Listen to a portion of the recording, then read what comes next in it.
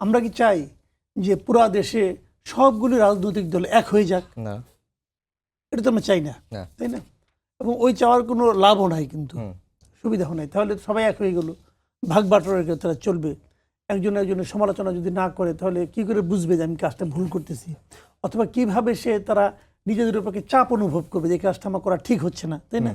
কাজেই আমরা তো চাই না এটা যে সবাই এক হয়ে যায়। যেমন আওয়ামী লীগের সঙ্গে জাতীয় পার্টি এক হয়ে গেছিল, দেশের কি তাতে বিশাল উন্নতি হয়ে গেছে না ক্ষতি হয়েছে?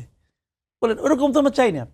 তো এখন যেটা হচ্ছে, এটা ওনারা যে কথাগুলো বলেছেন যে আমরা একটা মানে ঐক্যের রাজনীতি করতে চাই, বিভেদের রাজনীতি, এটা ইতিবাচক। ইতিবাচক মানে কি, এটা ভালো, এরকম মনোভাব থাকাটা ভালো।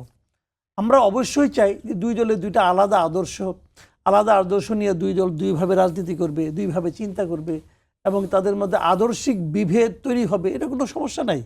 আদর্শিক বিভেদ কমাতে বিতর্ক হবে, এটাও কোনো সমস্যা নাই। কিন্তু আমরা এতদিন হয়েছে কি জানেন, আমরা এতদিন দেখেছি যে আসলে বিরোধীদের রাজনীতি না। এতদিন আমরা দেখেছি প্রতিহিংসার রাজনীতি। এতদিন আমি দেখেছি পরস্পরকে নিশ্চিহ্ন করে দেওয়ার রাজনীতি।